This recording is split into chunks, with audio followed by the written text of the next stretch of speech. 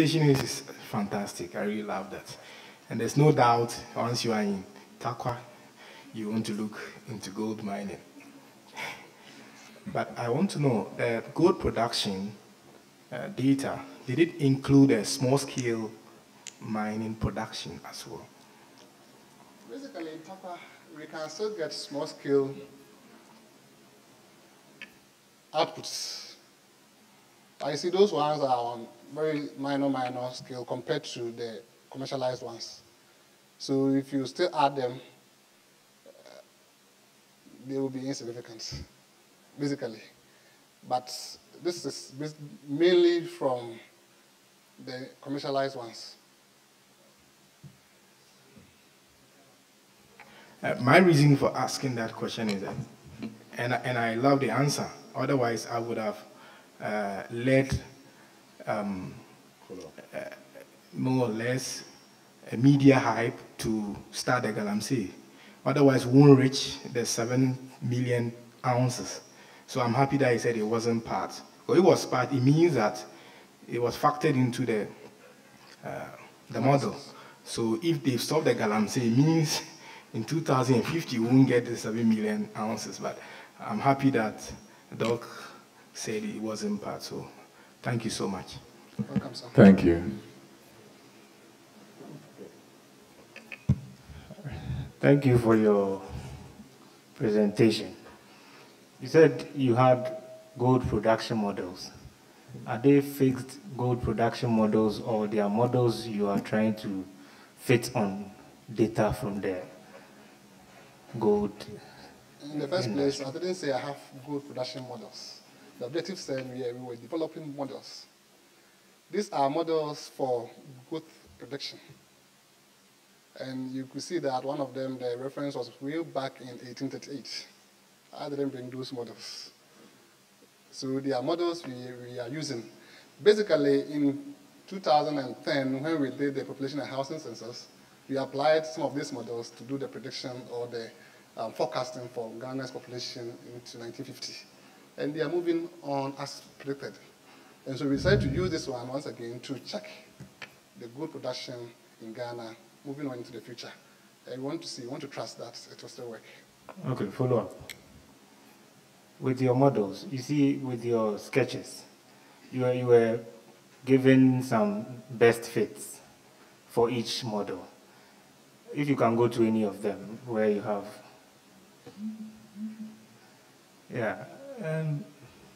don't you think these are not very good representations of a best fit? I think it runs through all your models. It's like saying, I have 5 bad models, but I pick the best bad model. Yeah, that is why we check for errors. No, that's the point I'm making. I don't determine whether they are best fit or not. In mathematics, you use mathematical tools to test for these things. And so the tools are there, and we use them to check. That's what we used. Okay, next question. Okay, yeah. As a follow-up question, would you recommend probably a detailed study of the gold production, like some kind of a better model based on what my friend was saying, other than just using the available models, which really does not mimic what is going on from the sketches? Like a recommendation if there's actually a detailed study of what is actually going on. Yeah, you can only say it doesn't mimic what is going on when you actually know what is going on. But as it is, you don't know what is going on, and you are saying it doesn't mimic. From the data you had, probably. You see, this one is actually mimicking. The only thing is that, you see, it moves. This one, but if actually you've done how to draw graphs into a scattered diagram, then you can see that this one is mimicking perfectly. All right, thank you. You're welcome. Okay. This way. This was very interesting. Thank you, And Prof. I'm sure if I ever start gold mining, I'll call you first Thank you, Prof. to see what my prospect is. when looking at your results here, and particularly, I see you date all your functions is nice, smooth function, 1,000,000 times derivative and all that sort of thing. But your data is not so smooth. What do you think? Would it be an idea to use something that's better to follow such a curve like a spline? Explain, yeah. Yeah, that is why we have suggested some other models which could be used to do the predictions. And so in future, we might look at that one. Can I help a bit on that? Please do, on no that problem, do, yeah. The archival and then the Bayesian information content is also enough to, conclude that the fit is okay. Oh, yes. So once that information is there, there is no doubt about the graph again. Exactly. Thank you. Okay. Anas? Okay, please can you go back to your table? I'm a little bit, I have a problem with your choosing criteria. You use the errors to make your choice of the best model. Looking at the Hill model and then the Gompers model, I realize that the Hill model is performing very well than the Gompers, comparing the values of K. But because you use the error to make your analysis, then that is what led you to make your choice. But Hill method is doing very well than Gompers, but the error is a little bit higher than that of the Gompers. Yes. So, but when you look at the error margins between the Hill and the Gompers, you realize that the error was extremely small. So, why having to choose Hill instead of? Okay, to me, if I were to choose the best model, I would rather choose Hill because even though the error is bigger than the Gompers, but you realize that the error margin wasn't that big because it's giving you huge prediction than the Gompers. The point is, this one is the carrying capacity. Carrying capacity, yes. We don't decide based on that. My good friend was helping. Yeah, but I heard you saying that due to that value of the carrying capacity, the Gompers is predicting 70,000 something. I heard you saying that. So you're saying that, right? But what you're saying is that look at this one. When you compare the archaic information criteria, this and that, this one is higher than that. Yeah. Once again, if you compare the BCN, this one is still higher than that. If you compare the root mean square error, once again, this one, look at that. And even the variance explained, look at that and that. So this one, more variables have been explained than that. So there's no way we can pick this one over that. Thank you. Okay. Yes.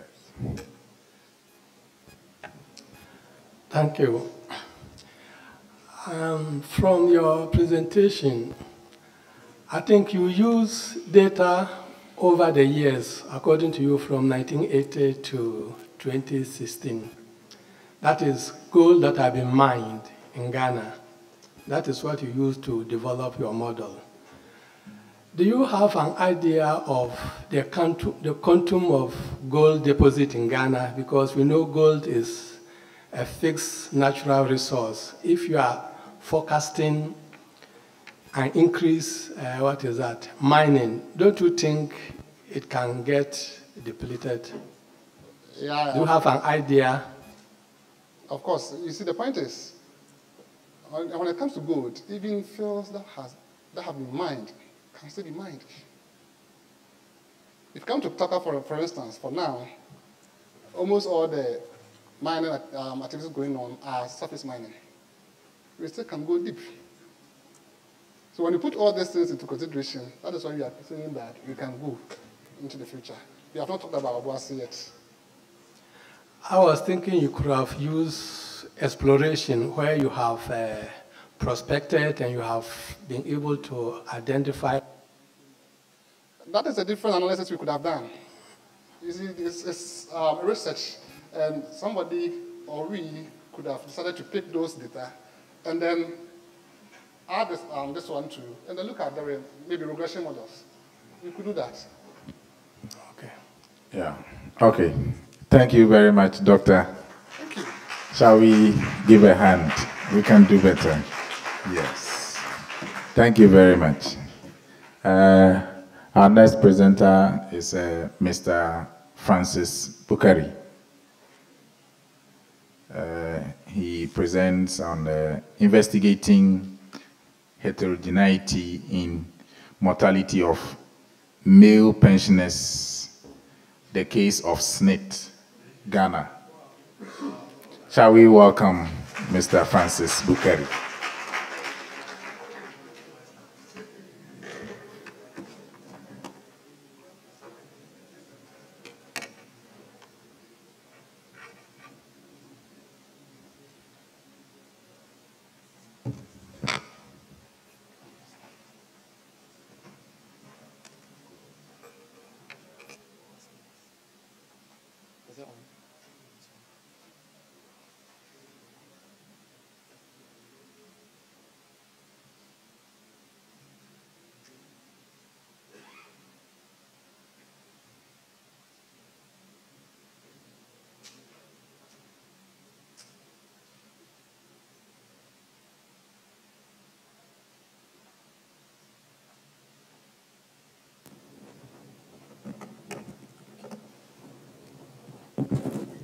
Good afternoon, everyone. I'm Francis Bukari. I'm talking about investigating heterogeneity in mortality of male pensioners, the case of SNIT. I'm sure some of us will be wondering what life may be after retirement. Sometimes we think that death is the only solution. Yes, but in my case, I'm going to know what will cater for these investigations. Before I came to present, I was wondering, there's this commercial on TV about some additive fuel known as TT in Taxi Driver in the olden days, where his friend, normally when they were young, his friend would normally go to the bar, get some nice fufu with more meat, whilst TT would be saving his money towards the future. Later on, when they were old, TT saw that this man was struggling with medical expenses, school fees of the children, but TT was well prepared for the future. So nothing of such happened to him. So that's a clear picture of what I want to present today. This is a brief outline of my presentation. Yes, we have two gentlemen. One is old, one is so young. And it's unfortunate I couldn't get someone who is young in the Ghanaian setting.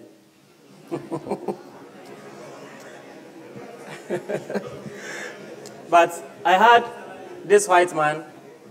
He's Anthony Pearson. Anthony Pearson. He retired at the age of 45. So interesting. But this gentleman, black man, retired at the age of 60. Since he prepared for the future, he is so relaxed in the sofa chair. I wish one day to come, we will retire and then feel so comfortable in our sofa chairs. Let's say amen to that. I have a small flow chart. We have two categories of people: early retirees and normal retirees. The first one shows age 60 upwards, and the second one shows age 55. These two people want to retire at these ages. Now, some of them, the first one, in fact, he didn't plan for the future. But age 55, retired, and he planned for the future. The next arrow to the deaf and alive category is the time spent when they were working. So most of the times in Ghana here, I think maximum years we can spend in a working period is 30 years. Yes, averagely. Now, When we go on retirement, as I said, sometimes we think about death. And it's so unfortunate in Ghana here that someone will retire today, the following year he's dead. It's so common here, but uncommon in the US and other countries. So you shall look at that. I'm going to present on heterogeneity. And a mixture of populations with different characteristics is what we call as heterogeneity. They are characteristics and differential. When I say differential, not with respect to time. Yes. So we have 4 characteristics: age at entry, working experience, total income, and retirement status. Working experience is the same as employment duration. This study was conducted using the data from Senate. It's a 23.5-year period from 1990 to 2014. These methods were used. It's unfortunate I'm not going to talk about them so vigorously because I'm here to discuss my results, not methodologies. Results number 1. We are looking at alive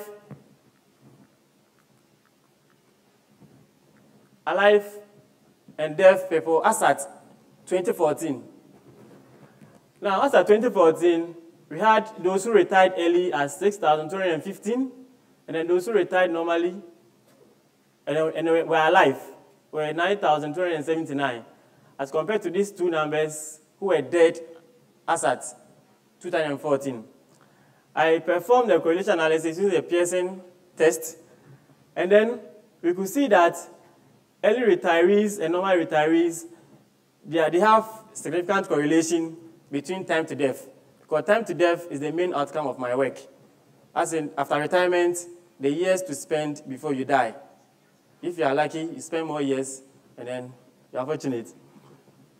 So I'll look at entry age. Entry age is the onset of risk. That is where you start the employment, and then it's also a factor. In fact, one of my problems were that Senate never had good data. In fact, someone entered the scheme as at age 46. So the problem is, how many years is this person going to work? To be so minimal. And then I have my total income. The correlation was 0.32. This is the early retirees, normal retirees, and then the combined. We could see that the employment durations are negatives, meaning that there's so weak correlation between time to death and then employment duration. Whilst total income were so strong, meaning if you have a high total income, the chance of you surviving after retirement will be high. So I urge we all save towards the future. Entry age was so inconsistent, but I'll need to talk about this. This was insignificant, meaning those who retire normally, they have a high death rate as compared to those who retire early. This is my Kaplan-Meier survival curve. This curve indicates early retirees and normal retirees. The red curve indicates the normal retirees, and then the blue curve indicates, the black curve indicates the early retirees. You could observe that the early retirees, at this point, all of them were having the same survival pattern. But when you get to this part, those who retired early had a good survival pattern as compared to those who retired normally. So it means if you take early retirement, you tend to live longer than when you take normal retirement. The next, I was using the same Kaplan-Meier estimate for the data by employment duration. It means that those who normally work, those who have high employment duration tend to live longer than those who have small employment duration. This blue curve indicates those who work for less than 16 years, and the survival pattern is so low as compared to those who work for 16 years to 25 years. So I urge you work very hard. I would like to skip this because it's a back up to the second graph. Now the hazards. The hazards in common terms is the death rate. We could observe that this blue curve is so high such that those who are working less in the industry or wherever, they have high hazard rates, meaning they tend to die early as compared to those who have longer employment duration, as indicated earlier on. The same curve indicates that. And then total income. Don't forget I'm looking at these differential factors. And then we have employment duration, entry age, total income, and retirement status. I'm going to do much on the total income because sometimes once we are working, we don't save. Once we are working, we spend the money, thinking that in the future, our children will take care of us. That's a wrong notion. You should change that. This curve indicates that this blue curve indicates those who have less total income. Look at their hazard rate. It's so low. As compared to this red line indicates those who have an intermediate total income, meaning they saved towards their future. So those who save towards their future tend to live much longer than those who don't save towards their future. You might be wondering, maybe your medical expenses, if you want to eat the next day, thinking yourself might kill you. I'm going to look at semi-parametric analysis using the Cox proportional model. Model 1 was estimated with 4 parameters, 2, 5, model 3 with 6, model 4 with 9. Normally, we use the lowest AIC values to conclude, but in my case, I'm going to base my conclusion on principle of parsimony. This principle states that, let's observe something. Model 3 is with 6 parameters, model 4 with 9 parameters, but this model has the least AIC. But looking at these two AICs, they are closely together, so to prevent or to reduce cost, I would rather choose the model with 6 parameters, and then I can conclude on that. EA is entry age, TI is total income, ED, employment duration, RS, retirement status. I'm looking at these significant figures. This value is so significant, this is significant, this is significant, this is not. So retirement status has no effect on mortality based on this data. And I'm using the cost proportional hazard model. But the entry age, over here we have hazard rate of 1.08, indicating that an increase in the entry age will increase the hazard rate by 1%. I repeat, an increase in the entry age will also increase the hazard rate by 1%, meaning those who work at later ages tend to have high hazards. Total income is 0.999, indicating that an increase in the total income also decreases the hazard by 1%, indicating that if you save more towards your future, you tend to have... You have 2 minutes to conclude. Okay. You tend to have high survival patterns and then low hazard rates in the future. And the employment duration too is significant, 1 point. So this also indicates that an increase in employment duration also increases the hazard by 9%. I'm so interested in the interactions. The interactions here, you can see that this interactions is not significant. So I'll move on to the retirement status and total income. Now, a male pensioner who retires early tends to live longer than a male pensioner who retires normally with high total income. Conclusions. As I said, time to death was my main outcome. And then we could observe that those who take early retirement tend to live longer than those who take normal retirement. Then the second conclusion is that based on the Kempler-Meyer estimate, you could observe that over 50% of these pensioners would be dead by age 77. Then the last is the retirement status has no effect on mortality, but entry age, employment duration, and total income have effects on mortality. Thank you. Thank you. Thank you, Mr. Francis Bukari.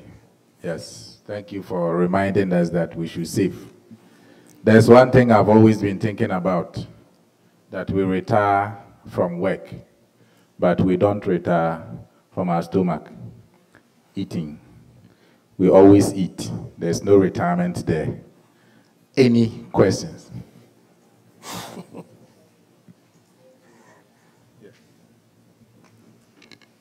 Francis. Maxi. Wonderful sermon. Thank you very much. Thank you too. Now, in your presentation, you said your data was not good. Now, with this not good data, you have this wonderful analysis. So do I take it that everything you have there is not good enough for life? Convince me why I should buy your data you said is not good, but you are using for analysis. Okay. Point of correction. I said it was one of my problems. But later on, permit me to, because I was working with my boss, Nanakina. So he had to consult the actuary in the Senate department. You know, when getting data from such institutions, you follow some bureaucracy. Sometimes you're giving the wrong data. So that was the problem I encountered first. And then secondly, my boss had to go there and get me a good data, which is this one. In fact, it was more than 30,000 pensioners. We had to extract those who are not relevant to this study out and then take this data. So my advice is that next time you don't say that. I stand to be corrected. Because it will distort everything you have said. All right. Thank you. Thank you. The next question, Doc.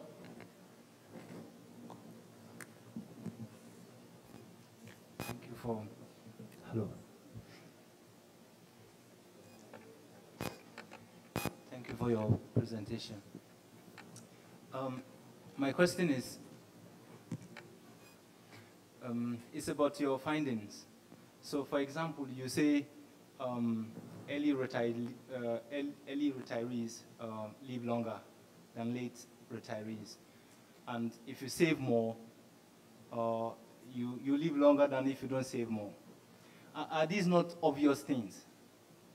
So my point is because, like, for example, I'm listening to you and I'm like, okay, but this is obvious. Because if I have more money, my probability that I will live longer is more. Or if I retire earlier, I will live longer, which I see to be much obvious because looking at. So in other words, the question is, how do you convince me about your results in this case? Okay. You know, as you said, it's not that obvious. Until I did this research, I never knew also. And I'm sure most people here will bear me out that they had a different thinking. Of course.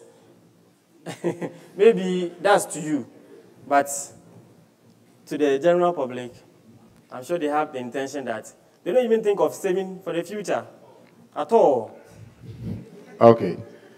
Thank you. I think this one has been scientifically proven that, yes, but the other ones will be maybe some assumptions or something. Any more questions? You're right. Anyway, thank you for your presentation. That's a very nice survival analysis. I want to know your degrees of freedom. Okay, one each. Oh, sorry, your significance level, sorry. I saw 5%. That it's 5%. Yes, please. Oh, okay. You didn't try to tell us that perhaps there are some variables that are significant or not. I didn't really see that. Is it that you are assuming that all of them are significant? In fact, I said it. You said it? Yes, please. When I got here, I said this was significant, but this was not. This was not. I said it. Okay. Okay. Thank you. Thank you very much. Thank you very much for your presentation. Please, can we move to slide 7? You made this statement that the variables you were considering were somehow significant in terms of their correlation. Please, how did you get to that? I just want to know how you calculated for the significance of these correlations. Please, the question again. I want to know how you calculated for the significance of these correlations that you talked about. You know, you normally use 5% significance, okay? Then I use a Pearson test of correlation. Okay. So I don't know if I get your question clear. You said they were significant. Yes. So I would like to see what makes them significant. Okay. In fact, I was supposed to have reported the p-values. Yes. Okay, so next time you can include that in your correlation test. All right. Okay. But it's in my main work. Yes. Okay. Okay. My question is on, you had these two results. One is on, you should work for long. Like we should work for long. Intermediate. Intermediate, you Yes, should work please. for long to prolong your life, and we should retire early to prolong our life. Now how, if I'm working for 30 years or 40 years, how do I retire early? Okay. You know, to take up a different venture. I hope you agree with that. Good. If you decide to work and then retire at a normal age, that person who retired early, taking up a different venture, is probably going for more money. Because I'm not sure you leave a work, you are being paid like 2,000 for a work to be paid like 1,500. Definitely you have to leave maybe 3,000, or sorry, 2,000 for 4,000. So such a person is going to get more money and then save towards the future. So to clarify what you said, meaning you don't have to stop working, but you should leave your pension, the work that you pay for pension, and do something that will give you better money. Yes. So don't say you should stop, you should work like as in, we should retire early. In terms of retiring in whatever institution, because you retire from there doesn't mean you have stopped working. Okay, I get your point. Yeah. Okay. Thank you, Mr. Francis Bukari. Shall we give a hand? Yes. We would like to welcome our next presenter, and he's in the person of Mr. Andrews Edu. Mr. Andrews Edu, is he here? Yes. He'll be leading us in a presentation. The topic is a support vector machine model for cancer detection and patient survival using the transcriptome dataset. Is it one word? Yeah, of course. Okay. You're welcome.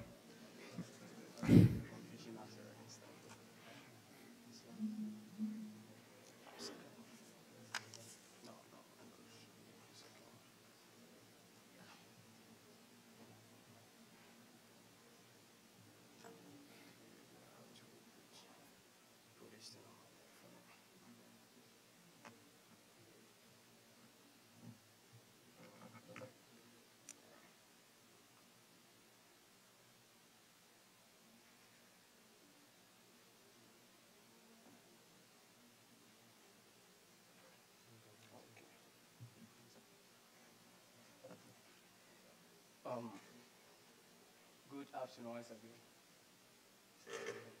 I'm sorry I already set up the confusion. I'll be taking you through a support vector machine model for cancer detection and patient survival using a transcriptome dataset. I'm a person of Edu and Ruiz Frimpong, and in fact, I'm not going to talk about differential equations because I learned that one scares you a lot. So I will try to make the presentation very simple.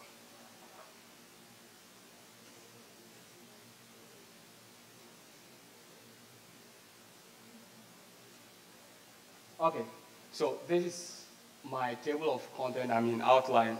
Due to the nature of the work and the time constraint given, I'll try to give you the basis of the whole thing that I did. So I'll take you through the introduction, then basics of the method and results and finding then finally conclusion. Now, cancer, as we all know, is one of the leading causes of death and in the developed countries and also in the developing countries. So, you know, I listened to one cancer expert the last time who made mention that there are remedies. And of course, what happened is, if you come to them and the tumor in you has grown with a diameter of 2 centimeters, then that means that they can remove a whole cell from your body. For instance, if it is the breast, they can remove the cells from the body. But in a situation where you come and it has grown with a diameter of 5 centimeters, that means they have to remove a whole bunch of cells from the body. In case of the breast, then they have to cut the whole breast away from you, which is very serious. And the question comes, because they were saying that the earlier detection, the higher the chances of survival, and how early is their early? So according to my clinic, what they were saying that when you take the techniques or the approaches that we have recently for diagnosing the disease, for instance, breast, they said you have to be squeezing the breast to find out if there is a tumor in the body. And according to Mayo, they said that you can only feel the tumor when it is 1.5 in diameter to 2 centimeters in the disease, when it is having an, when it has started. So they have to see a symptom before they can detect the disease. So is there a way that we can use the mathematics and other ways, machine learning, to be able to go back, to look at the perturbations that happens in the cell to be able to identify the disease instead of looking at symptoms at the early stages? Okay, so let me take you back. Please, I'm not a biologist, so forgive me if I... So this is the structure of a DNA in every cell. And as you can see, we have some colors. The red one, we call that the base pair. So this pairing have to be in consistency in the body for the functioning of the cell. So take note of that. I'll come back later. Now, this is the cell. And the structure of a DNA, which is always a coil or a double-stranded structure. And what happens is, always for the body to function, this double structure has to be unzipped. Then the body will make a copy and transport the copy to the outside the cell for the functioning of the body. So, and this copying is very important. That is the part of the DNA that is being copied is what we call a gene. Now, this gene performs the activities of the body. And in a case whereby when the body is copying this for the body to function, and the sequencing that we have here, the parent, A, T, C, G, and so forth. In a case there is a change there, then it means that it is going to change the function of that particular gene. And can we use this idea to try to diagnose the disease at the early stage? And the answer is, according to the molecular biologists, it is yes. Because if you want to know how the body is functioning, that means that we can look at the amount of RNA molecules that are being copied at a particular time, or protein molecules that are being copied to be able to know what is going on in the cell. That means that we can monitor these actions in a way to be able to also know if there are defects or any discrepancies in the functioning of the particular cell due to the amount of RNA that is being produced. So what I'm saying is, cancer usually arises as mutations, that is any change in the sequencing that I show you. So in the case there is any change there, the parent, that means that it's going to change the function of that particular gene. And it always starts from a single cell. So the whole thing starts from a single cell, and depending on the part of the body where the cell is found, then we give the name to that particular cancer. So in the case of the breast, then we call it a breast. So now we have a technology that we call RNA sequencing, sequencing technology, that are able to monitor how many the amount of protein molecules or RNA molecules that are being produced at a particular point in time. And they have produced a large, a huge amount of data set, which the biologists and other the molecular biologists are not able to make meaning out of it. So that means that we have to use the mathematics and other approaches to be able to make meaning of this data set. So then what I want to do is now to use a machine model approach to be able to, in a way, diagnose the disease at the early stage, depending on the data set that I had. And also to look at the survival of patients using this data set, because once, okay. So to be able to achieve that, in fact, I went through the process of achieving that particular objective there. Now, the basis of the method. Looking at the table on the board here, describe the structure of the data set that I had. So I have the expression level, that is the amount of RNA molecules that are being copied, and it consisted of both disease person and a normal person. And I had about 1,093 samples with 20,531 genes. So the first thing that I considered was clustering. And clustering usually talks about looking at how close, partition the data set into groups. And in doing that, we look at how close each data point to each other. And in doing that, we use some distance measure to be able to measure the closeness of each data point so that we can assign them to a group. And if you look here, that is an example of what I had. Now, the second one, which is going to help us to diagnose the disease, is support vector machine. And this, the way this algorithm works is, now we have the data set, we assign labels to them because we know that it is cancer and non-cancer, that is disease and non-disease cell. So if you are diseased, then we give you a positive, a +1. If you are not, then we give you a -1. So what I wanted is to find a function that will learn from this data, say that when there is a new patient, we will try to, based on what they have, you predict which class that patient belongs to. And a guess for the function is what I have in equation 3. That is very basic function that we all know. So to be able to get this, when you look at the picture, we can see that we can get so many of that hyperplane, the function. We can have so many, but how do we get the best one with the maximum margin so that we maximize the margin? So that when there is a new patient, we'll be confident that we have classified that person. So we look for the one with the maximum margin, as we can see in the picture there. And in doing so, this is the objective that I have to solve. So after solving this, then I'll be able to use that to predict new instances of the disease. And the solution solving, I came out with this decision function, which is in equation 5. And based on the sign of that decision function, I can classify them. So this is the whole process of the SVM, how it works.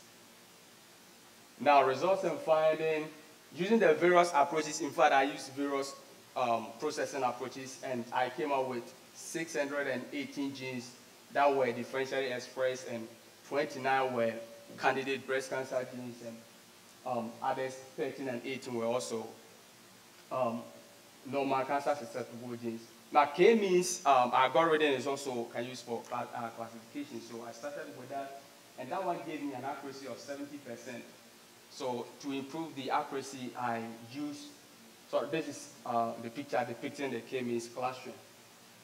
Now, to improve the percentage, I used the support vector machines, and that one solving from the data set, this is what I had as my optimal decision boundary, which will classify the disease. And now, these genes were also shown to be very relevant for breast cancer outcome.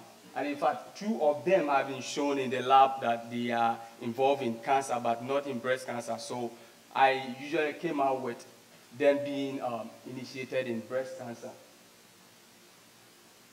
So in conclusion, I have those genes been identified, and the classifier was able to classify new instances with the accuracy of 98%, which is very important. Thank you.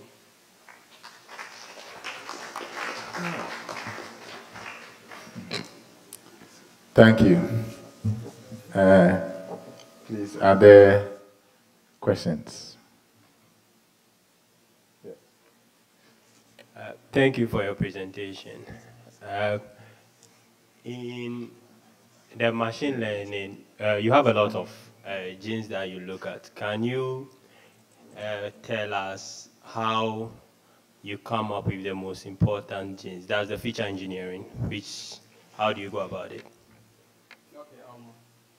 In fact, that was a whole bunch of algorithms that I use. So, for instance, I use coefficient of variation to try to take out some of the genes that are outliers from the data set. Then, as you said, we are looking at genes that are expressed differently in the two instances. So I take a gene, if the expression level is the same as in, let's say, normal, if it is the same as in cancer cells, that means that I remove that one because I'm looking at those that are expressed differently here and here. So in doing that, I also use the Wilkinson's rank sum test to be able to come up with that. And then I use Fisher, Pearson correlation and Fisher transformation to be able to also get those genes that I needed.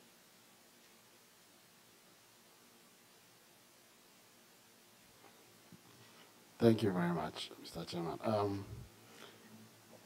When you use the RNA sequencing genes, there are some transcription errors. And you also used clustering k-means. I would like to ask whether you use the hierarchical or non-hierarchical method. You use the hierarchical or non-hierarchical method. I use the non-hierarchical method. So you predetermined that the groups were already 3. Yeah. How did you know that?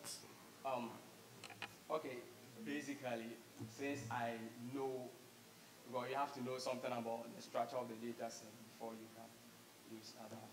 So I knew that there were 2 classes that are in the data set. So I just initiated it to 2. Then.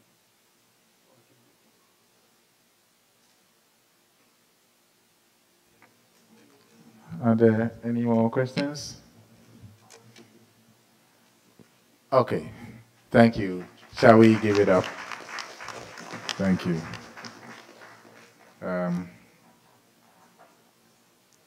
Would like to invite Mr. Ransmod Bechi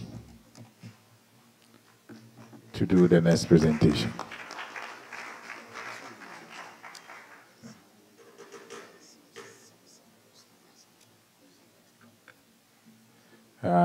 He's presenting on examining the performance of some sample skewness measures using Monte Carlo.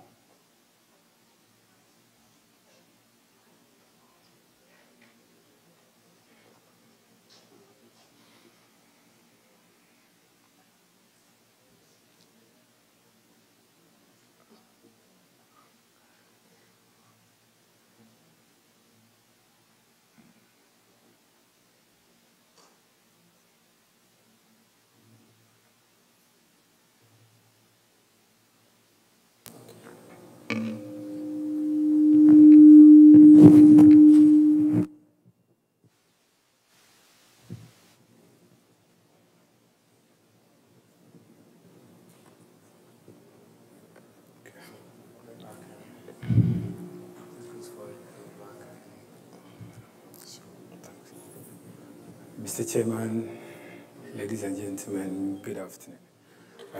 My name is Ransmond Bechi, and I'm here to present on examining the performance of some sample measures of skewness using Monte Carlo simulation. And this is the outline of my presentation.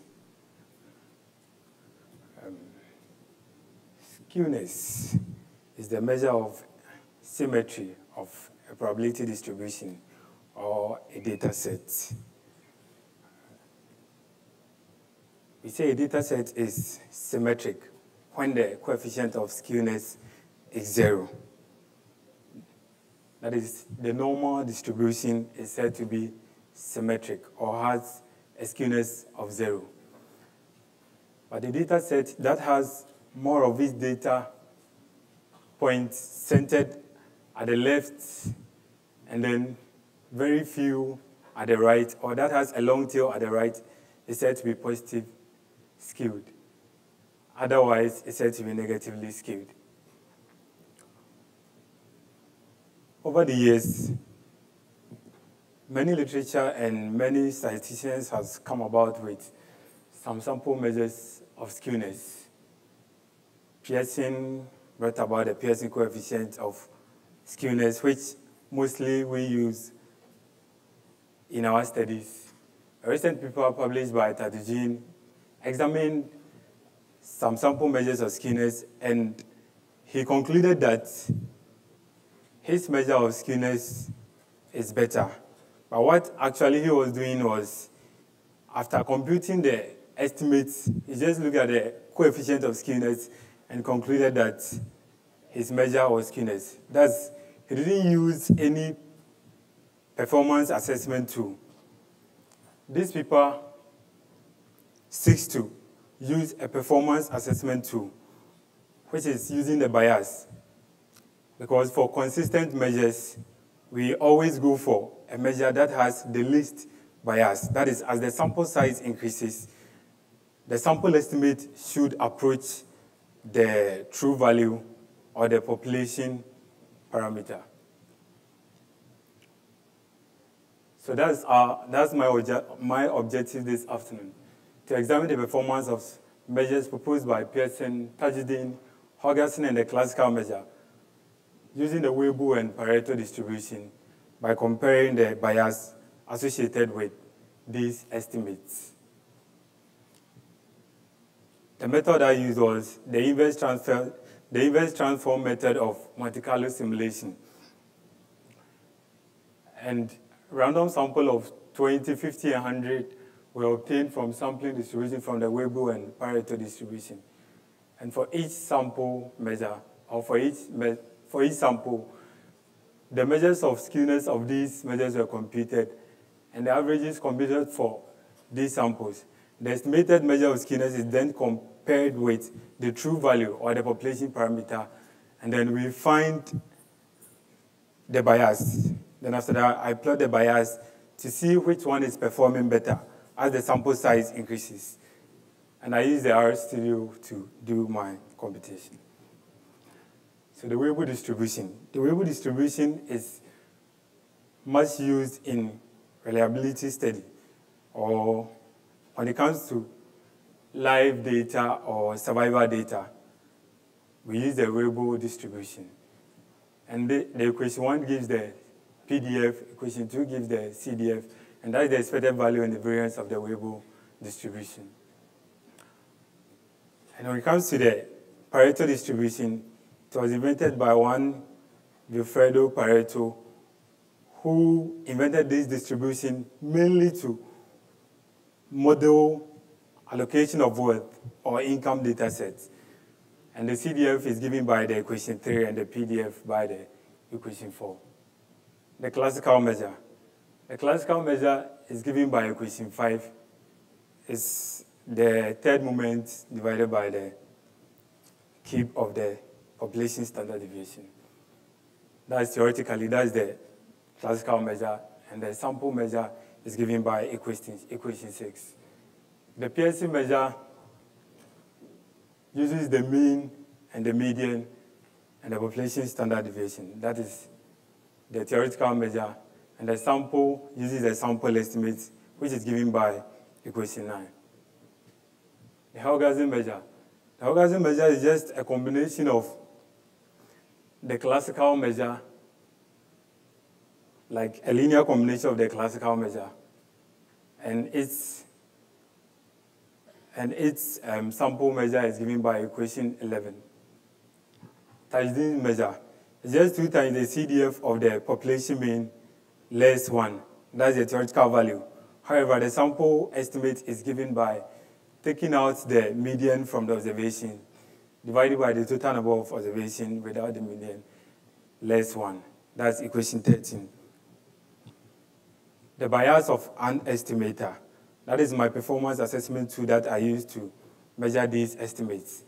And it's always giving us the true parameter less, or the sample estimate less the true parameter. And the value that you get is the bias. And that's what I'm going to use to assess these sample measures. Okay, so the Monte Carlo simulation was used to simulate sample from the Weibull distribution for a sample of size 20, 50, and 100. Actually, we simulated about 1,000, when you take sample size 20, we simulated about 1,000 random samples of size 20. Then the average of that skewness is taken. That's what is given over here. So at shape parameter, the shape parameter is given over here, 0.1, 0.2, true to 2. And then the H represents the Haugason measure, the C for the classical, the P for the Pearson, and the T for the Tajidin.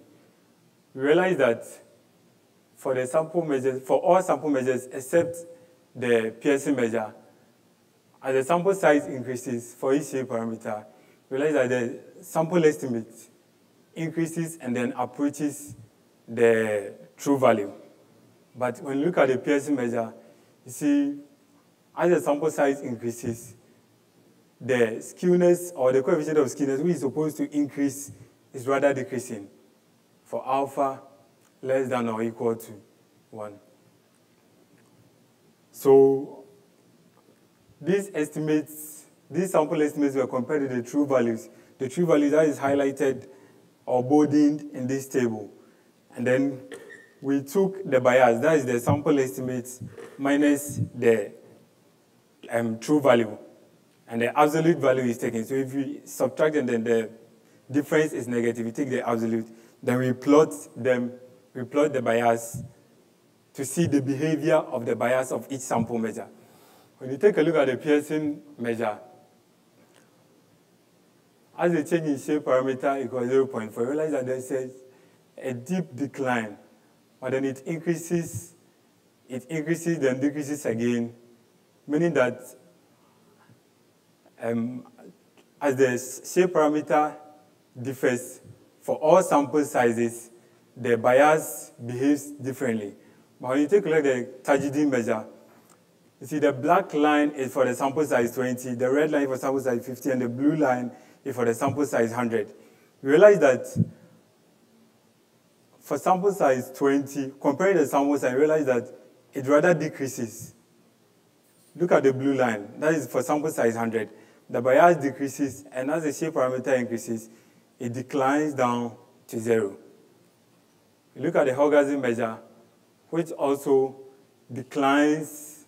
It declines as the shape parameter increases, and then also declines as the sample size increases from 20 to 50 and to 100. Classical measure also behaves the same. By looking at these 4 plots, we can see that the Tajidin measure is behaving nicely, such that as the sample size increases from 20 to 100, it has decreased such that it continued to decrease to get to 0. But then looking at the Haugason and the classical, for some time, we realize that the bias also continued to increase. Okay. Then we take a look at the Pareto distribution. That one too, we look at the sample estimates, compare the true value, then we take the bias. Looking at the plots, we realize that for the classical measure, for sample size 20, this is the plot of the bias. But looking at the sample size 50, the bias declines. It declines from 5 point something to 3, and then declines as the shape parameter increases. But look at the behavior of sample size 100, the behavior of the bias. You realize that when it gets to sample size 100, the curve turns. It tends to increase again. Look at Haugason. This one too, for sample size 20, you realize that the bias is here. It is increasing as the shape parameter is increasing. But then, as the sample size increases from 20 to 100, we expecting the bias to decrease. It is rather increasing. It is rather increasing. Look at the blue line. It is above the black line. meaning that for sample size 100, the bias is increasing. The Pearson measure also behaves like the classical measure, but in this sense, even though the bias increases with respect to change in shape parameter, for sample size 20 through to 100, the bias decreases, which is what we expect from a consistent measure. And this is the summary of a finding. The plot of the bias heterogeneity measure portrays its adequacy for estimating skewness for variable distribution. That is, the bias for each shape parameter gets closer to 0 as the sample size increases from 20 to 100. And then the classical measure tends to compute the skewness of Pareto distribution better for sample size less than 100. However, when the sample size gets to 100, we realize that the classical measure was behaving strangely. So it is better to compute skewness using the Pearson measure when you have a sample size 100 or more. This is our conclusion. For any survival data or any live data, we recommend that the heterogeneity measure should be relied on for estimating sample skewness. And the classical measure could be employed to compute skewness of any allocation of world data for sample size below 100. However, for sample size above 100, for any income data, the Pearson measure could be used to estimate the sample coefficient of skewness. Thank you. Thank you, Mr. Becci. Please, are there any questions for Mr. Becci? Questions? Thank you very much, Mr. Becci. Yes. Mr. Chairman, please, I want to say something. Probably you would ask why this. When you live here, why are you considering skewness? The thing is, in real life, data sets are skewed. Mostly mathematicians and statisticians, we consider that data sets are normally distributed. And I think that's for convenience sake, for easy calculations and computations. But then in real life, when you take any variable and look at the plot of the data set, it is skewed. So if you are looking at a skewed data set, and then the measure that you are using to calculate for this data set is not that accurate, it means that you are giving a misleading info. Every investor would like to go into a stock market that has a pricing with a positive skewness. But if you are using the wrong measure to compute this estimate, then you are misleading the public. Thank you. Thank you. But you asked for permission and you didn't allow me to give you my opinion. Mr. Chairman, I'm sorry. Okay. Thank you. Thank you. You have been relieved. Mr. Chairman, we have a question now. Someone has He has already been relieved. I have a relieved. question for him. Yes. Thank you. Our next presenter is going to be Robert Aqua. Robert Aqua. Is he here?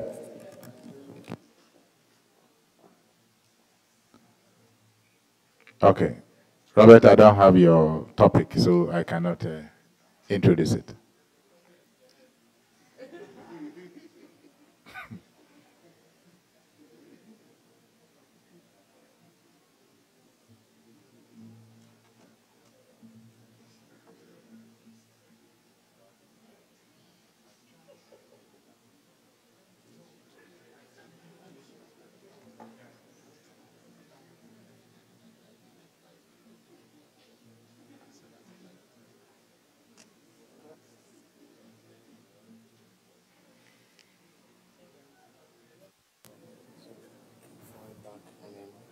Okay. Okay. Thank you, Mr. Chairman, for giving me this opportunity to present on my research work. My greetings to each and every one of you in the name of the Lord.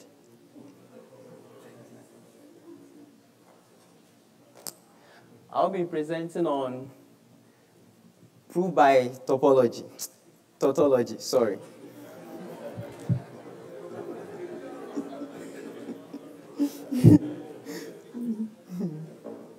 My name is Robert Akwa, and I'm still from NIMS.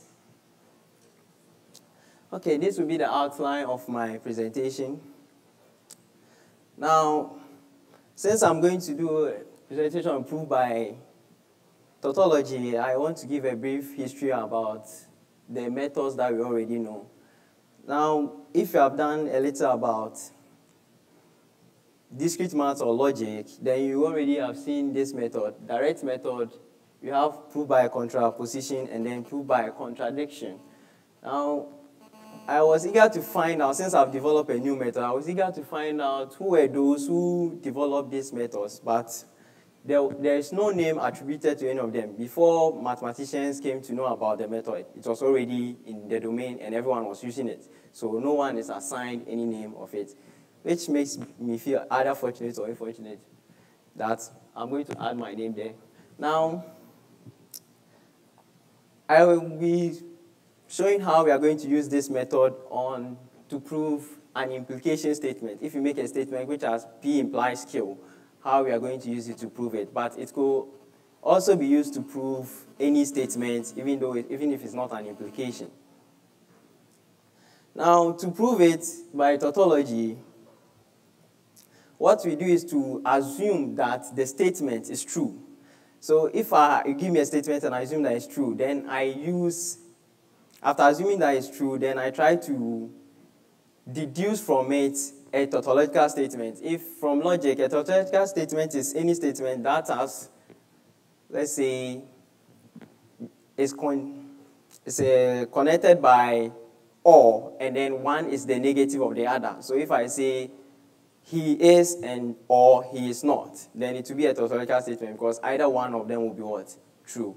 So you assume the statement and try to deduce it by showing the tautology in it. Now, mathematicians already use this kind of technique, and that is the proof by contradiction. But there, they assume that the statement is false and try to show that that's an impossibility, so they deduce a contradiction. However, that's loosely used because most of the time they don't deduce the conjunction well. Sometimes it's some part and the other part or some number, and they will say, oh, okay, because this cannot be, either a number cannot be two numbers at the same time or something, then it's a contradiction. Okay, so that's the explanation on the method.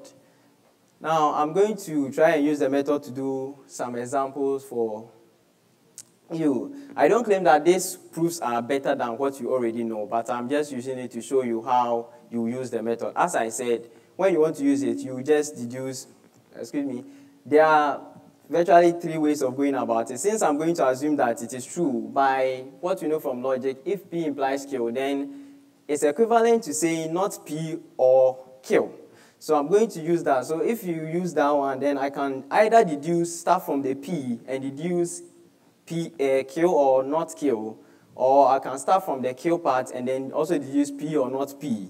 Or if I decide to assume both of them, the P and the Q, then I will deduce some C or not C.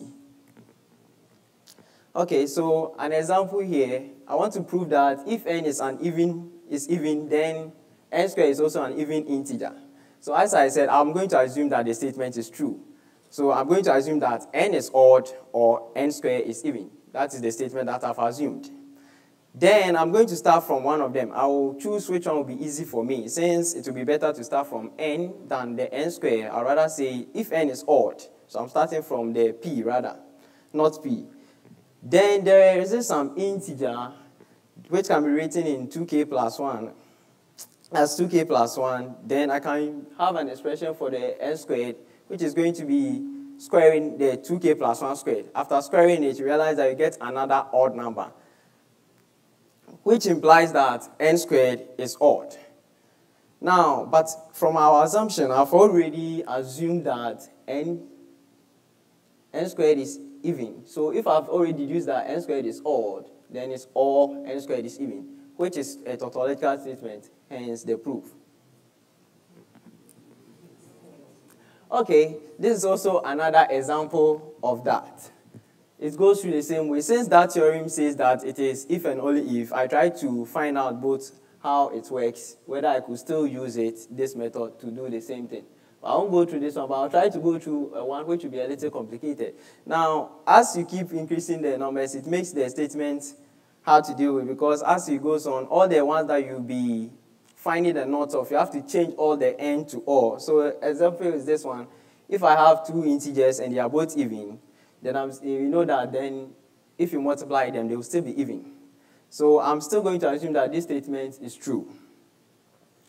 So I'm assuming that since it's true, then it means I'm going to, this is my p, n and m being integers, so even integers. So I'm going to assume that they are not true. So I'm going to have n is odd or m is odd. Then nm is even is from the state, because we don't change the kill, we keep it all, the kill part, we change it. So I decide which part to start from. Sometimes you might start from different point, but here it will be easier to start from the n and m. So I'm going to assume two of them, and then I'll use this one in deducing the tautology. So I say if n is odd and m is odd, then I can find expressions for them, which are these. Then can multiply n and m, and I'll end up with something here, which is also odd, which implies nm is odd, that is what I have deduced now. But from the assumption, you have that nm is already even. So I also have the tautological statement. So I'll prove, hence the proof. Okay, after I was done with that, then I tried to see where these methods came from. So I decided to look at the truth table that we have for implication. And I was able to find out, to deduce where the already existing method were from. So I'll try and give an explanation for the methods that already is in use. Now, I'm going to say that the direct method that we use is from the implication table. Now, if you look here, we have P and Q, and this is the implication. And I'm saying it's the first row of the implication table. In the direct method, we assume the P, and then we show that Q is also true. So if we assume that P is true, and then Q is also true, then definitely from this row, it tells us that the implication is always true. Then I thought, okay, since there are 4 of them left, it means I could use any of them to show by direct method. But it doesn't work that way. When I assume that P is true, I have only these things to use. However, if I show that the Q is false, then it will tell me that the whole statement is false. But if I show that it's true, then I've shown that the whole statement is true. So that's why the direct method is here.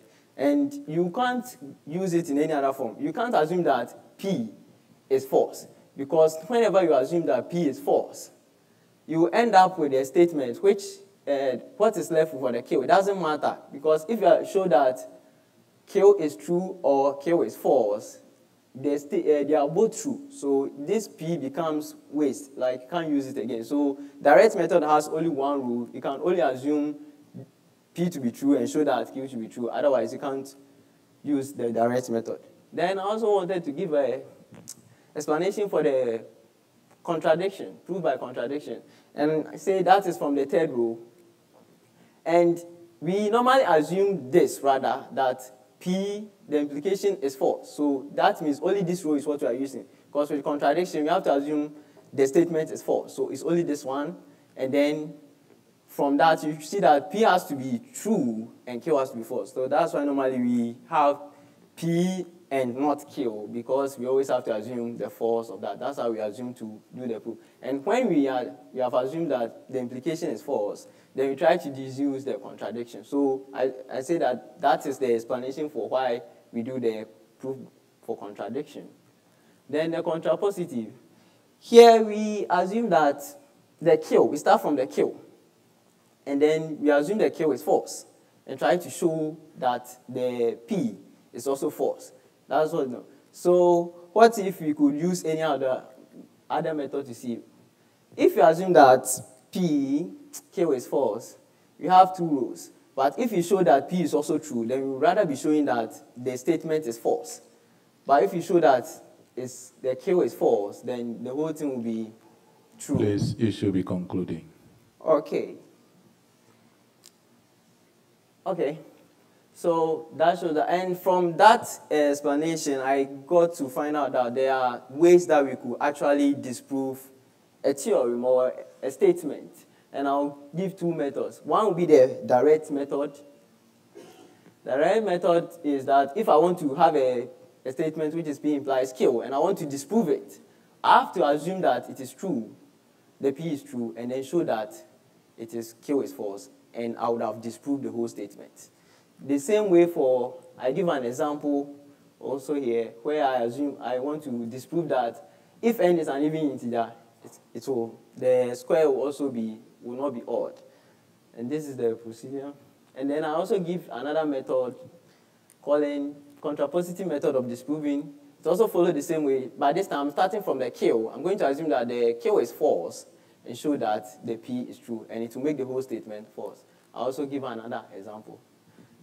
So that ends my presentation. Thank you. Thank you, Robert. Please, are there any questions? Yes, Doc.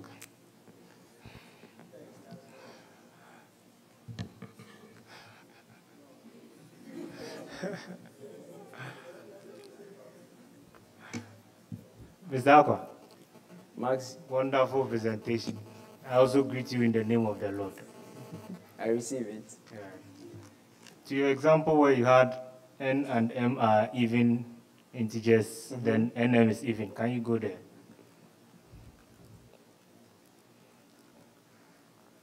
I need an answer to this question before I can proceed. Okay. Are you assuming that n and m are even implies n is even and m is even? Am I assuming? In your statement, prove that if n and m are even integers, then the product is even. Yeah. So are you saying, in your method of proof, you assume that n is even and m is also even? Yeah. So I'm saying by logic, are you saying n conjunction m is the same as they are split? No. This is what I'm doing. I said this is my assumption. And from logic, we know that P implies Q is also the same as not P or Q. Now, this statement here, this is my P. If P statement will be N and M are even integers. Do you get that one? So, I'm coming. Okay. Then I have to take the knot of it. By De Moivre, we know that when you take the knot of an N, it becomes a conjunction. So that's why I have N, M are even integers. So when I take, it's going to be N or M are odd integers. So that's the knot of the statement. So here, the assumption, that's what I'm assuming that N and O are odd statements.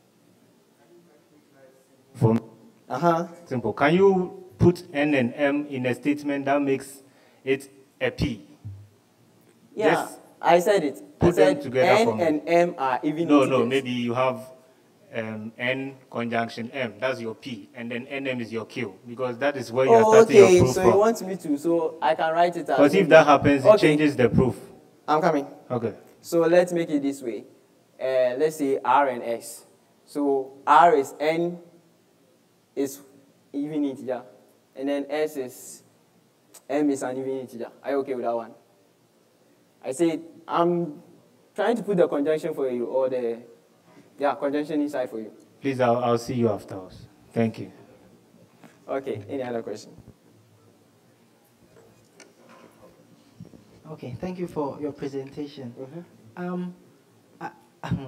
Actually, I don't know how this is. I was trying to understand how this is different from proving by contradiction.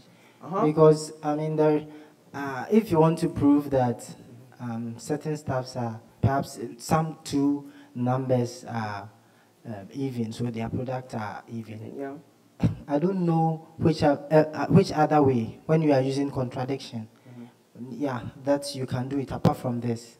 I'm only seeing that perhaps you have also assumed the end, because you said assume that n is odd and or m. That's what I explained, that we already do that. You see, to prove something, you have to start from some assumption. And I'm saying that is what we do with contradiction.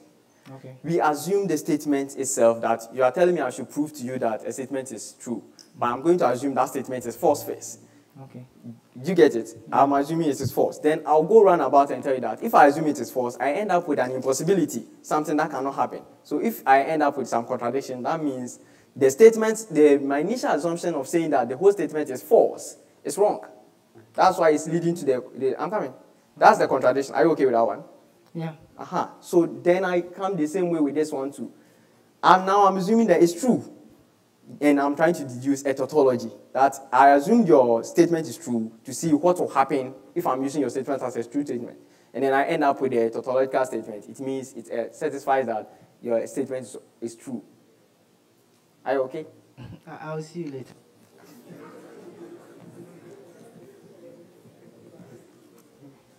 Hello. I hope you also not end up, I'll see you later. Okay, you assume that n is odd and then m is also odd. Are you talking about this one? Yeah. Uh-huh. Yeah. And then you just, if two numbers are odd, using the conjunction odd, it means either one.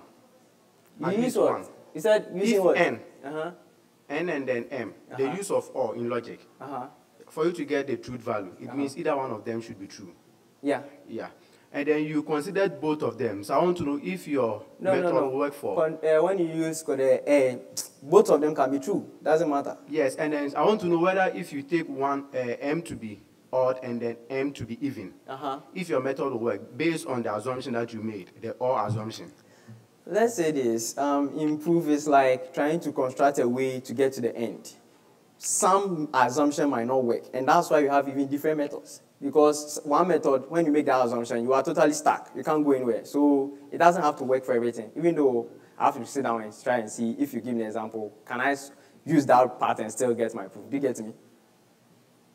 I'll see you later. This one too, will see you later. Okay, thank you very much for your presentation. I have two questions for you. The first one is,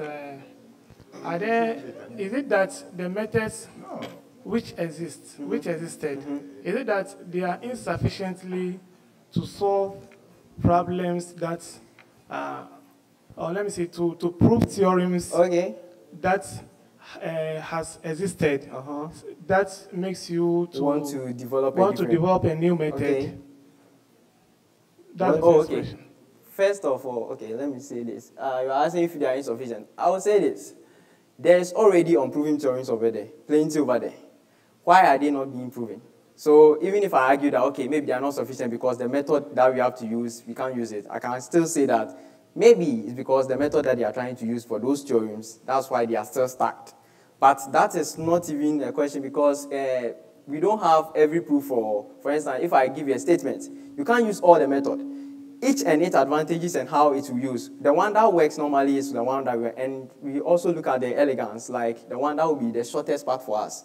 Then we will stick to that one. So this example, for instance, either one will work. I would say maybe the first one I gave, direct might work, contrapositive will not work, but contradiction might not work. But saying that it doesn't work is not even an argument because someone will tell me that it's because you weren't able to construct the proof. That doesn't mean the method didn't work. Do you get me? So if I'm able to use one of them, I'm stuck. I can't even say the method doesn't work because it's me that I can't find a way to make it work. Okay. Thank you very much. No, I said my questions also. Please, you can see him later for time. To save our time, yes. Maybe you have...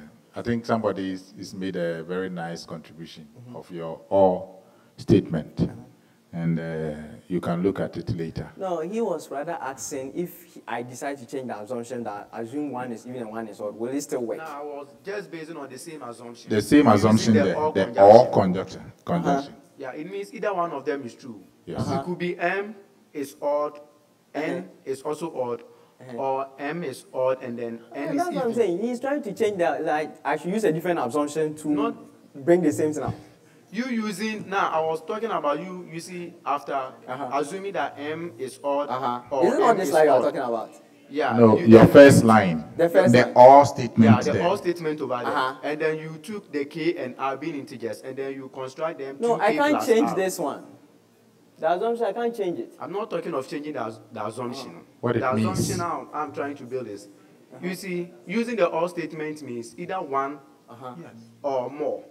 And then here you've taken both M and N being odd. Okay, so I'm trying to say if you could take M being odd and then N being even. I get you. And And then that is trying to force me to do what you want. It's still the same assumption, the or, the conjunction. But why or. should I use your way if I've already found a way? The proof is accepted if it is. I think it will work for everything. Oh, maybe but someone constructs a proof and go and say, oh, why don't you change the way it is done and then try and see if it works? If it can't work for it, then that means it can't be accepted. Please. If it can't work, it can be what? I want to close. Are you making rules for math?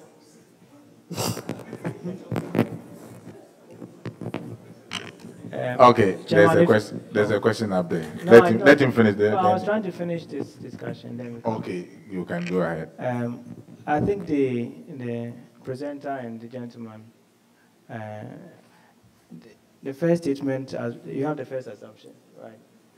And then he has a number of options to choose from. And he started with an if statement.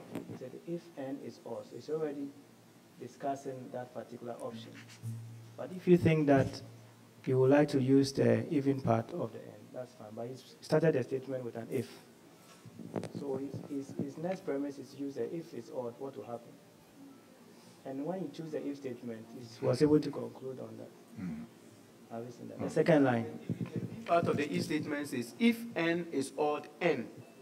Okay, so it's a combined statement, it's a compound statement, not a single statement. Yes, he's looking at all the possible combinations. That is using the n. That's combining the two m and then n being odd. Yes. And I'm trying to say, what of if one is even? It's using the or conjunction. Even if one is even, if one is false, it's supposed to be true. And then here's the case that he's taking both of them being true. So what of if one is true and one is false?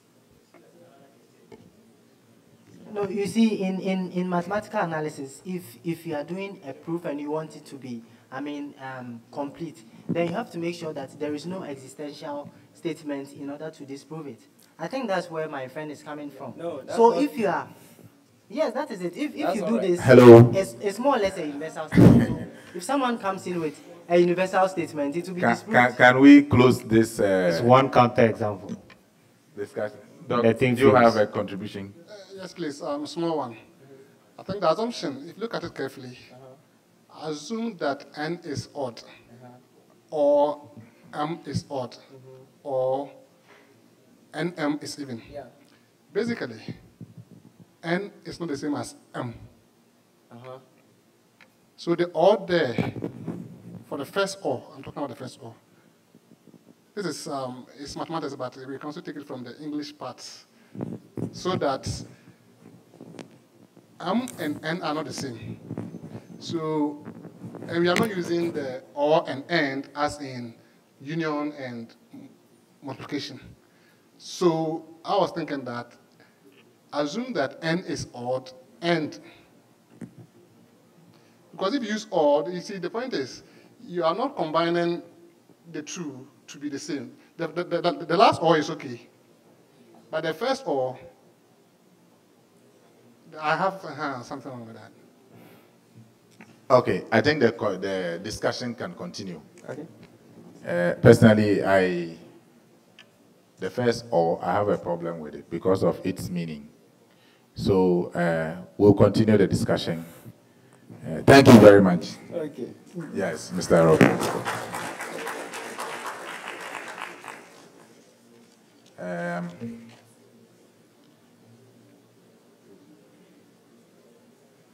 Shall we invite Mr. Richard Owusu?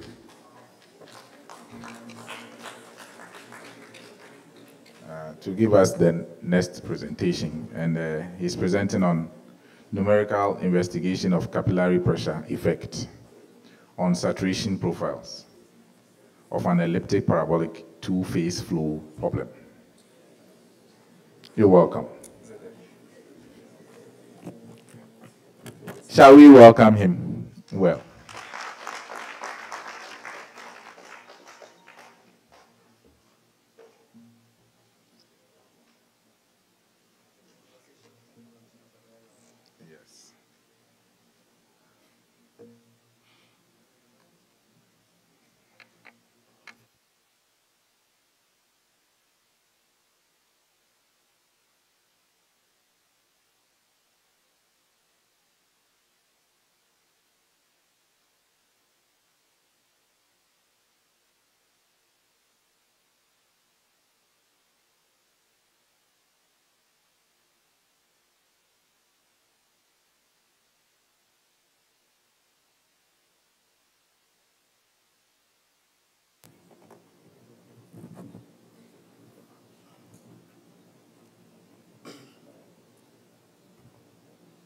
Is the pointer right?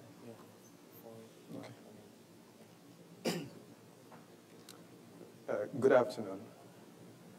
I'm Richie Dosu, and I'm presenting on numerical investigation of a capillary pressure effect on saturation for an elliptic parabolic two-phase flow problem. I'll begin, this is the outline for my presentation, and I'll begin my presentation by showing you how a petroleum reservoir looks like. We can see from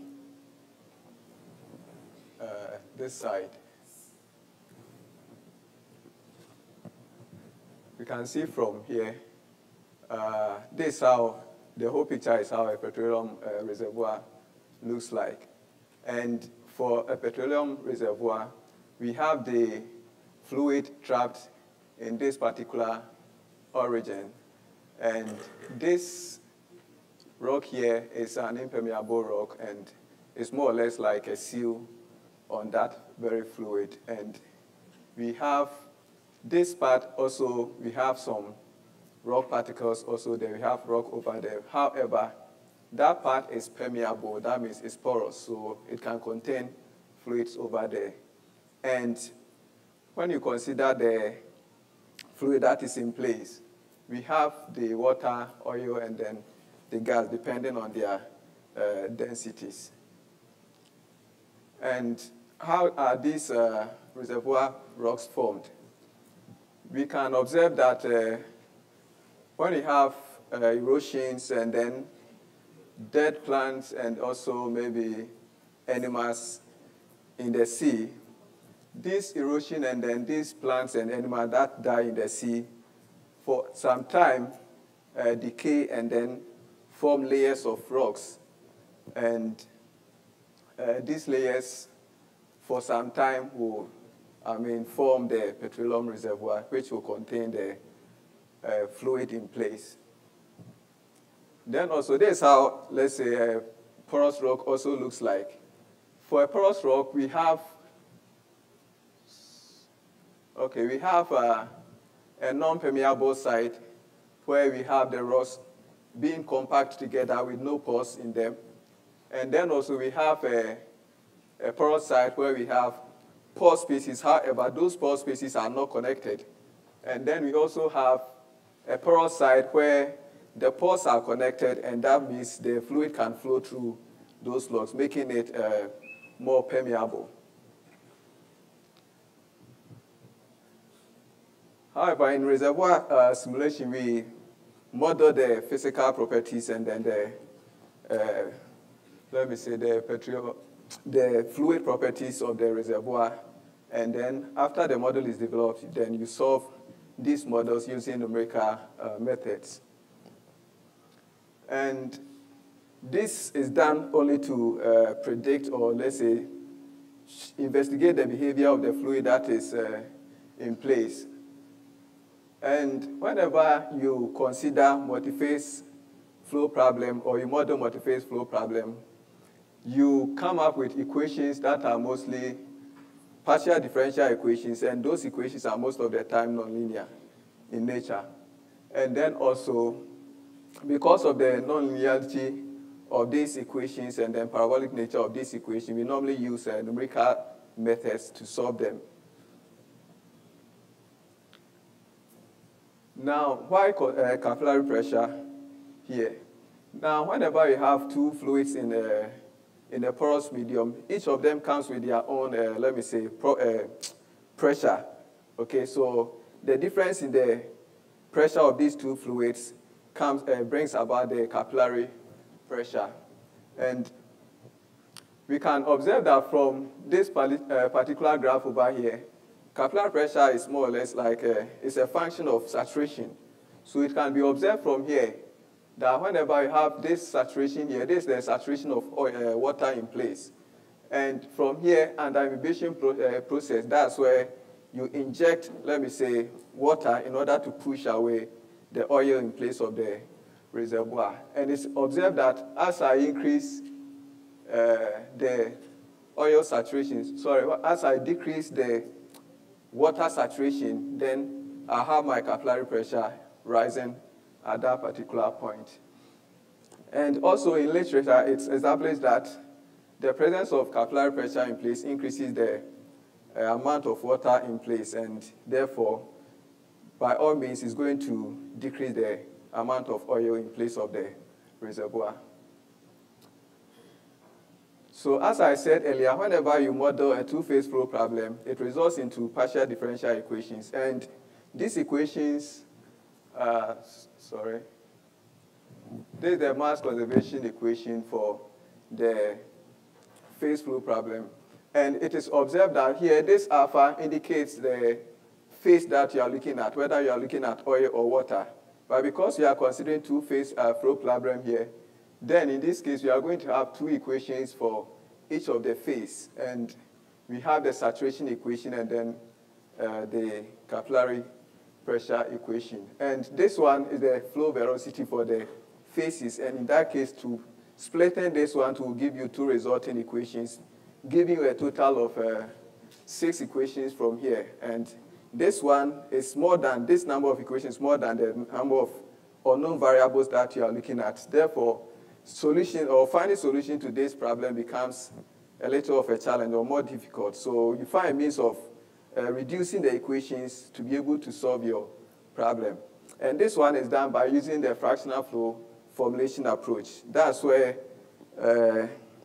you find means of deriving an equation for the pressure and then another equation for the saturation. So using the method of fractional formulation leads us to equation 3. And in this study, what we did is to assume, let me say, an incompressible fluid and also an incompressible medium. So in that case, this whole equation 3, and then also considering the total pressure or global pressure for the medium, you get equation 14 as the pressure equation, and equation 4, for the pressure equation, and then also you get a saturation equation as equation 5 over here. And then these equations, these two equations over here, that is the pressure and then the saturation equation are solved using the finite element and then the finite volume methods. We use the finite volume because of the its mass conservative property, and also with the finite element was used because of the medium you are looking at, because it is, let me say, it's not, because of the medium that we are looking at, that's why we considered the finite element method, because it is not a structured or a smooth, let me say, medium you are looking at. Now, we simulated the model over there using the finite elements and then the finite volume method, and this is the results that we obtained. And it is observed that whenever you have a well and then you drill, let's say, a well bore, you can observe that flow will also, the flow of fluids will flow from a region with a higher pressure to the lower pressure. And it can be observed from here that fluids are flowing from, let's say, a region of higher pressure to a region of lower pressure. And this one is in different time steps. And then also, it can be observed also from here that depending on the, looking at the condition that we use for the saturation, that the sum at every point, sum of saturation for each of the phases at every point should give us 1. And that one can be observed from here, that we can also observe that under the imbibition process, from here, from the start of the, let's say, imbibition, we can observe that whenever you have the oil at this point, then our saturation of the, whenever you have water at this point, then our saturation for the oil is also up over here. And from here, you can see that as I increase the water in place, then I also have the oil drop. And that shows that the sum of saturation at every particular point is going to give us 1, as we expect. And now our main focus was to investigate the capillary pressure effect on the saturation or the flow of fluid in the reservoir. And we continued by considering the equations that we used. We observed that we had an equation that had a diffusive and then advective property. So to investigate the flow of fluid under the diffusion processes, we consider a zero velocity, and that means, and this is the result that we obtain. And we can observe some non-linearity at this near the wellbore compared to the first result without the capillary pressure effect. And then also, when we consider the advection and the diffusion, that's where we maintain the velocity and also consider the capillary pressure together. We observe this particular behavior, and still we can also observe some non-linearity near the wellbore. So in conclusion, we can say that whenever you model, let's say, a two-phase flow problem, and you are considering a diffusive, let's say, process, then you should consider capillary pressure. And then also when you are considering advective diffusive process, you also have to consider the capillary pressure. And these are some of the references. Thank you. Shall we give it to him? Yeah. Okay. Thank you very much, Robert. Shall we invite some questions? Yes. Okay, thank you very much for your presentation. Please, can you go to slide 9? Yeah. The lambda in equation 4 and then the lambda O in equation 3, are they the same? This lambda here, like I said, we considered the global pressure. So what we did was to find the sum of the velocities for the two fluids. Okay, yeah. So because of that, we're able to come up with a total mobility for the two phases. So this is the mobility for the two phases put together, but this one is just the mobility of the oil. Oh, okay. Yeah. Thank you. Okay. Thank you. I have a question.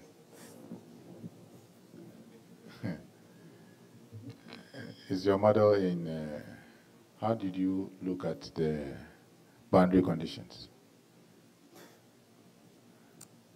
I've seen something on your graph that I don't understand. The boundary condition was put on the pressure equation.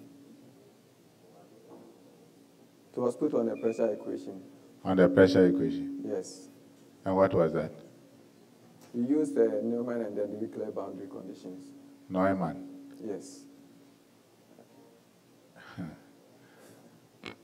Go to your graph. No, the one that, on the first graph. What do you have there? You said something. Yeah, I said we observed some non-linearities near the wellbore. But you see that the graphs are not from, what does that mean? From? On your left. Yeah. Is it starting from the edge or? Oh, this one was it depends on the, let me say, the initial condition I used. You see, I used initial condition for the saturation instead. Good.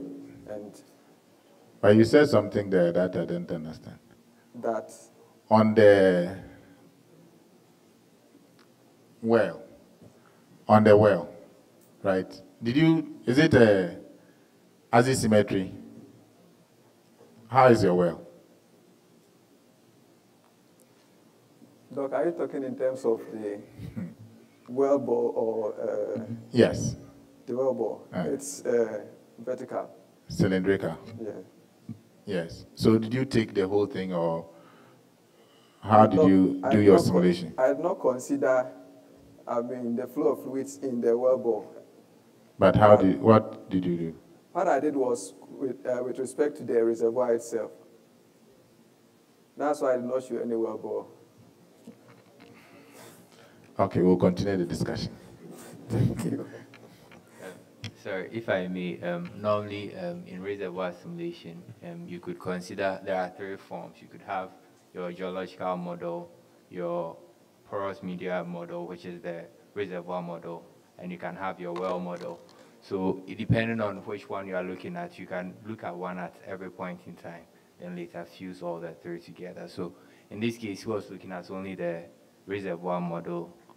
And I am assuming that you are considering your well to be more like centrally placed and the radius is not significant compared to the size of your... That is where I was coming from, and he sort of... Chairman, I need so, to come in. Please, Chairman, you are discharged. Thank you, Doc. You are discharged. Chairman, I have a question. We can continue. Right. Okay. We'd like to invite our last presenter for today. And it's in the person of Mr. Robert Aqua. Oh, no, so Albert Boabin, sorry. Albert Boabin. And he talks about predicting cocoa production in Ghana using parsimonious model.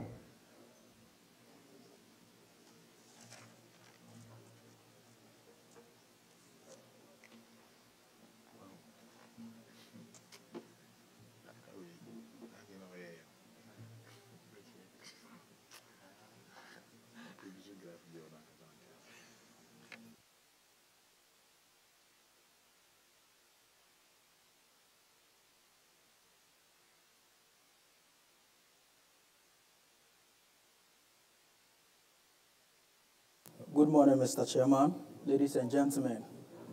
My name is Boabin Albert, and I'm presenting on predicting cocoa production using a parsimonious model, and I'm from the University of Mines and Technology.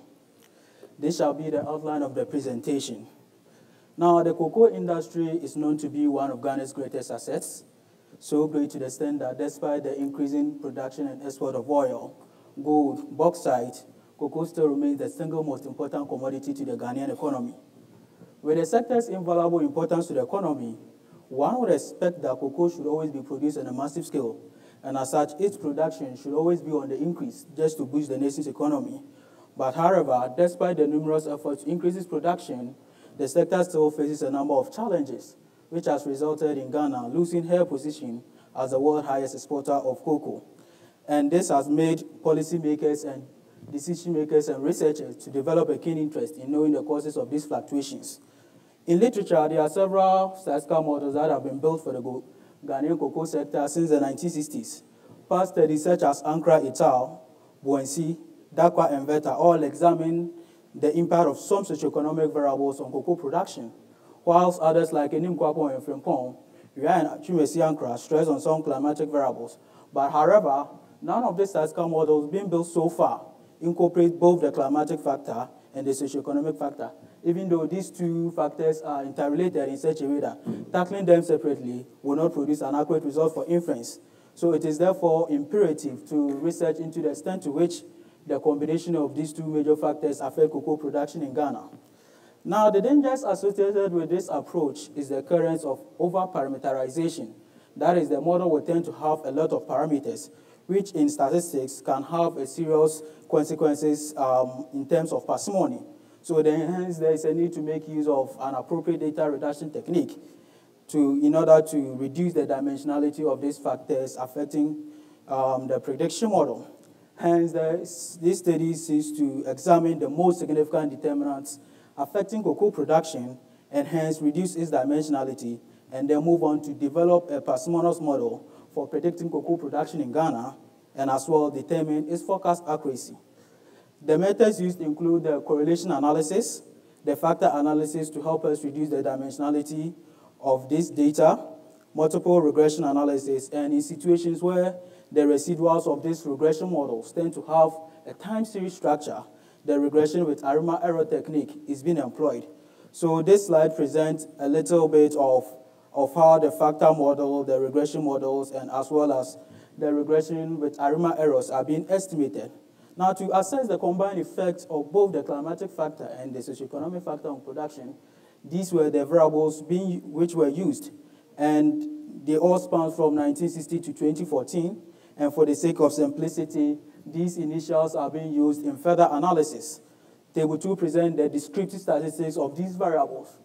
Now, first, a multiple regression was applied on these original variables, which produced two major deficiencies. Now, as observed, about 11 out of these 13 variables, that is about 85% of these variables were not significant, and also the variance inflation factor of most of these parameters, that is the VIF values, were greater than 10, indicating that there was a high level of multicollinearity in this model. And moreover, parsimonious models are preferred in statistics as they make the simplest explanation. So it could be observed that applying a direct multiple regression to these original variables will produce inaccurate results for inference. And hence, for us to do away with this multicollinearity problem and perform a reliable regression, the factor analysis is being employed.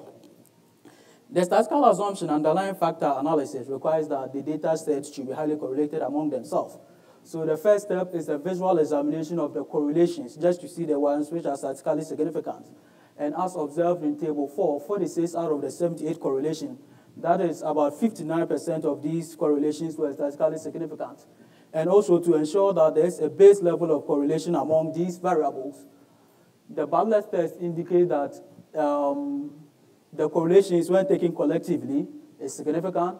Also, the measure of sampling adequacy of these variables as well as their overall were greater than 0.5, indicating that this set of variables were appropriate for factor analysis. Table 7 presents the information regarding the 13 possible factors, with their proportion is being indicated by the eigenvalues.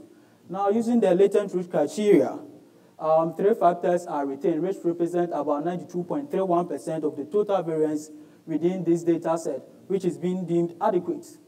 Now, in explaining the 3 factors retained, Table 8 presents, in Table 8, it could be observed that all of these variables rose highly to a factor, except for the world price, area harvested, rainfall, and inflation. Now, the course of action here is to delete these variables from the analysis since they have less in common with these factors. So, using the 9 remaining variables and re-specifying the whole factor process again, Table 9 presents the information regarding these 9 possible factors. Using the latent truth criterion again, 94.90 of these of the variance was being explained by these 2 variables, which was also deemed adequate. So from the last point here, it could be seen that in explaining these 2 factors retained, all of these variables here now rose highly to a factor.